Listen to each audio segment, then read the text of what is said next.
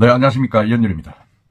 2030 부산 엑스포가 불발이 됐습니다.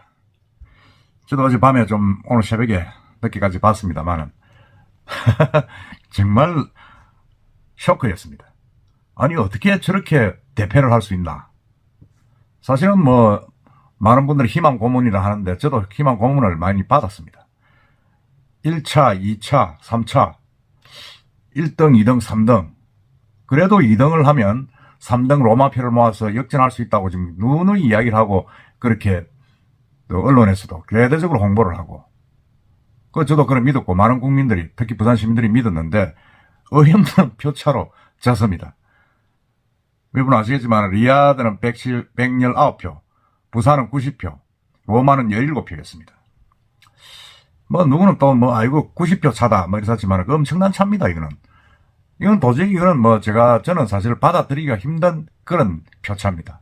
아니 윤석열 대통령부터 해가지고 한 총리 그리고 박영선 부산시장까지 거의 100여 개국을 돌아다니면서 유치활동을 했다는데 이 결과가 너무 참담합니다. 우리나라의 외교적인 어떤 그런 능력이 너무 없다는 생각도 좀 들고 이게 뭐인가 그런 생각이 참 아쉽다는 생각, 기가 찬다는 생각을 많이 들고 있습니다. 물론 거기는 그렇게 이야기를 하죠. 이건 어쩔 수 없다. 사우디아라비아의 오일머니의 벽을 넘지 못해서 그렇다. 지금 그렇게 이야기를 하고 있습니다. 오일머니의 벽을 못 넘은 것도 사실입니다. 엄청나게 뿌렸으니까. 특히 이 엑스포의 문제점이 그거 아닙니까? 표의 등가성. 10억 인구를 가진 중국도 한 표. 그리고 엄청난 경제를 가진 사우디아라비아도 한 표. 그리고 아프리카의 빈국도 한 표. 이건 여러 가지였어요. 어떻게 보면 그게 또 공정하죠. 민주주의 원칙이니까. 민주주의 원칙이 공정한데 야, 참 이런 결과가 나와 보니까 너무 심하다는 생각이 듭니다. 그 패배 요인은 그렇죠. 거기에 이미 보도가 됐습니다만 거기에 위원으로 참석했던 김희태 부산대 관광 컨벤션 교수가 이렇게 이야기를 했습니다. 사우디아라비아의 오일머니, 그리고 저개발 국가의 사우디 지지, 그리고 대륙벌 안배 이렇게 꼽았습니다. 제가 지금 이제 하루가 지났기 때문에 세세하게 말씀드리기는 그렇습니다만은 사우디 오일머니의 힘은 엄청났습니다. 이 물량 공세 2030년까지 4,300조를 투자해가지고 건설하겠다. 리야드에서 건설하겠다. 그렇게 이야기를 하고 있고, 네옴시티를 통해서 전 세계에 좀 더 공사를 주겠다고 로비도 하고 그랬죠. 특히 거기에 이제 사례 중에 하나가 우리나라가 이랬답니다. 우리나라가 아프리카에 가서 이제 공항을 하나 만들겠다. 이런 이제 그 나라에서 이야기를 하면 우리는 이제 그러면 우리가 기술 자문을 해주겠습니다. 이랬는데 그 다음에 바로 사우디가 가가지고 우리는 공항을 우리가 지어주겠습니다. 이랬답니다. 실하라고 하는데, 흔히 이게 비교가 되겠습니까? 우리는 자문을 주고 기술력을 도와주겠다는데, 이 사우디는 가가지고 비행장을 지어주겠다는데, 이런 오일머니의 공세 넘어설기가 힘들겠죠. 사우디가 이렇게 오일머니 공세하는 동안에 우리가 해줄 수 있는 건 아무것도 없습니다. 그냥 우리 부산에 오면 선진적인, 엑스포를 할 수 있을 것입니다. 그런 외교적인 수사밖에 없는데, 그건 참 너무 역부족이다. 그런 생각이 들고, 그 다음에 저개발 국가의 사우디 지지, 아까 말씀드린 대로 아프리카 대부분 다 넘어갔습니다. 다 넘어갔고, 대륙 안배 이것도 결정적으로 우리한테 불리했습니다. 2030년에 오사카에서 열립니다. 2025년에 열리죠. 그리고 2030년에 이제 우리나라에서 하려고 그랬고, 이제 우리가 사우디하고 붙었는데, 2035년에 이제 중국에서 유치하려고 지금 움직임이 있다고 합니다. 그러니까 이게 25년, 30년, 35년을 잇따라 한중일에서 개최하기는 사실은 현실적으로 불가능하다는 그런 생각이 좀 듭니다. 그렇게 여러 가지 해가지고 어쨌든 간에 지금 우리가 지금 졌습니다. 졌는데 지고 나니까 무슨 문제가 생기느냐. 특히 부산에서 가장 큰 문제가 이제 엑스포가 안 됐을 경우에는 어떻게 할 것이냐. 우리가 누누이 이제 이야기는 했습니다만, 생각은 했습니다만, 그건 공식적으로 공론화되지는 않았죠. 왜? 부산에서 부산 엑스포가 유치가 안 된다고 이야기를 하는 거는 완전 역적이었죠. 역적. 아니, 부산 시민이 어떻게 그런 소리를 하고 돌아다니냐 할 정도로 역적이었는데, 이게 이제 현실이 되다 보니까, 그럼 진짜 이게, 그러면 어떻게 되느냐? 많이 당혹스럽죠, 사실. 그러니까 이제 각 전문가들, 언론에서는 이제 부산이 큰일 났다. 거기 이제 엑스포 유치될 거라고 기대를 했던 가덕 신공항, 북항 재개발, 이런 수조 원이 들어가는 부산 현안 사업이 차질을 빚지 않겠느냐, 그런 이야기를 하고 있습니다. 이 시간에 그 이야기를 한번 해보겠습니다. 사실은 이렇게 유치가 불발되니까 가장 큰 문제가 가덕도 신공항입니다. 이거는 이제 신공항 사업단도 생겨가지고 이제 뭐 2029년까지 이제 그 엑스포 전까지 개항을 하겠다 이래가지고 조금 졸속이다 할 정도로 지금 밀어붙였죠. 밀어붙여가지고 조기 개항한다고 돼 있는데, 법까지 지금 이제 건설공단 설립 법안도 지금 통과됐습니다. 국가 통과됐는데, 그럼 과연 이게 될 것이냐? 된다면 과연 제때 될 수 있느냐? 그런 뭐 우려가 지금 벌써 제기가 되고 있습니다. 그 뭐 일명 말하는 속도 조절이죠. 무산되어 있기 때문에 정부가 이제 가덕도 신공항 건설의 속도를 좀 조절할 것이다.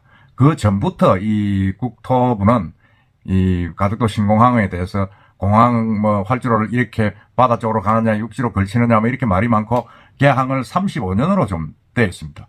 애초 사전 타당상 조차에서 이제 가덕 신공항 공사 기간은 9년 8개월, 10년으로 잡아가지고 2035년 6월에 개항할 예정으로 있었죠. 그런데 이제 엑스포를 한다 그래서 이제 5년을 당겼는데, 이제 엑스포가 무산되니까 결국 또 2035년으로 될 가능성이 커진 거죠. 커지니까 그에 연계해서 이제 뭐 가덕도, 눌참안, 천성항 일대 이런 여러 가지 이제 주거상업, 물류시설들이 뭐라 그럽니까? 늦게 갈 수밖에 없죠. 늦게 갈 가능성이 있다. 그리고 또 에코델타시티, 이 가덕도 신공항 때문에 어떠면 그 분양이 아주 잘 됐죠. 분양을 아주 성공적으로 지금 하고 있는데, 지금 원래 이제 경기가 안 좋으면서 가덕도 에코델타시티 분양도 좀 저조한데, 지금 이렇게 돼버리니까, 아니, 신공항도 안 늦게 되는데, 굳이 지금 그게 10년 이상 공터로 남아있을, 인프라도 없을 그런 허벌판에 뭐 분양받아가 뭐 하겠느냐, 뭐 이런 우려가 더 이제 그 뭐라 그럽니까, 강해질 수밖에 없는 거죠. 그래서 그게 이제 강수에 이제 경제자유구역으로 지정할 움직임도 있었는데 이 부산시 계획이 또 미뤄질 수밖에 없습니다. 정부에서 떨어주겠습니까? 이제 무산돼 버렸으니까. 그러니까 이게 가덕도 신공항 때문에 여러 가지 국가적으로도 부산이 좀 이런 혜택을 받을 수 있고 지원을 받을 수 있는 부분들이 다 사라진 겁니다. 그 다음에 이제 이게 이제 가덕도 신공항이 되면 사실은 부산 북항하고 도심을 잇는 부산형 급행열차 KTX 아니고 VTX라고 하는 이 건설 사업이, 이것도 뭐 사실은 이제는 뭐 거의 무산된 거 한 가지입니다. 민간 투자 사업으로 이 VTX는 수소 전동차가 지하 40m를 이제 뚫고 신공항에서 북한까지 18분, 해운대 오시리아 관광다시에서 33분 이라는 교통수단인데, 이게 뭐 이래 되니까 이제 뭐 이거는 국가 사업으로 지원을 받지 않으면 힘들지 않습니까? 그러니까 특혜다 뭐 이런 식으로 많이 돼 있고, 그 다음에 이제 북항도 마찬가지입니다. 엑스포 전시장 건립하기 위해서 이제 2027년까지 부지 조성 끝나기로 했던 부산항 북항 2단계 재개발 사업이 이제 속도 내기가 힘들어진 거죠. 안 하니까.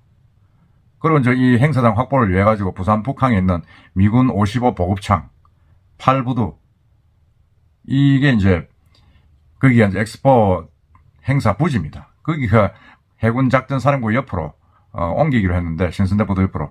거기 이제 뭐 무산되고 한 가지입니다. 이게 군부대를 엑스포가 안 되는데 뭐 일부러 옮기겠습니까? 지금도 남구에서는 이로 반대를 하고 있는데. 그러니까 이게 뭐 전부 저 엑스포를 가상해가지고 했던 도시계획이 완전히 무산되는 겁니다, 지금. 그러다가 부산시가 UN 헤비타트, 그 오셔닉스, 해상도시, 이것도 이제 뭐 사실은 흐지부지 될 가능성이 커졌다. 지금 이렇게 이야기를 하고 있습니다.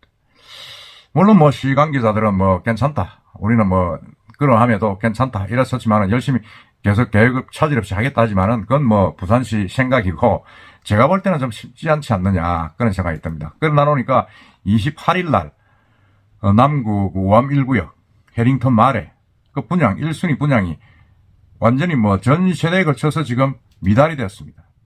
1순위가 1297가구 모집인데 798개 통장이 접수되는데 거쳤습니다. 뭐 미달이죠. 그러다가 그게 이제 옆에 있는 우성 건설에서 하는 더 폴 디오션도 그것도 이제 실패했습니다.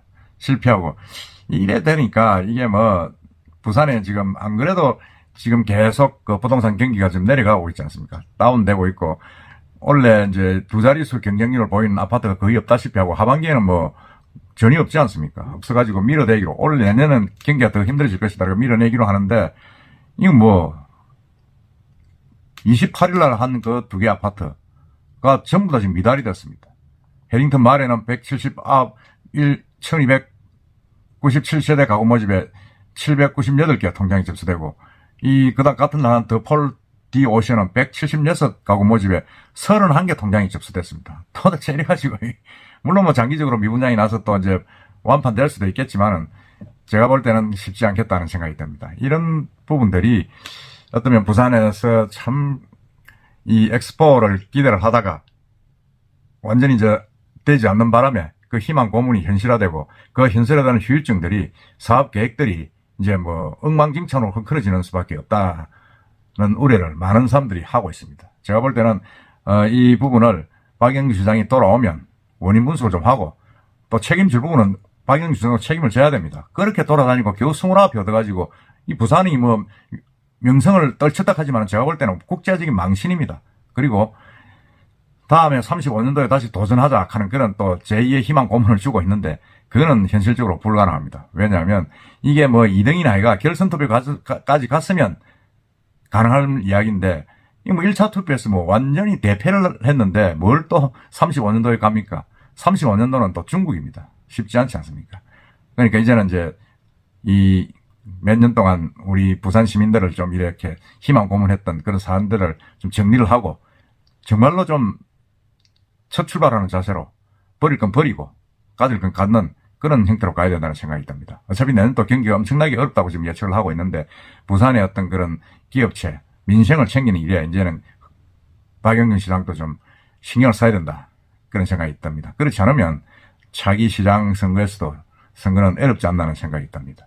하여튼 이 엑스포 때문에 많은 시민들이 실망도 많이 했고 저도 실망을 많이 했는데 그 후유증은 더 클 것이 아니냐 생각이 들고 해서 저도 우려를 많이 하고 있습니다.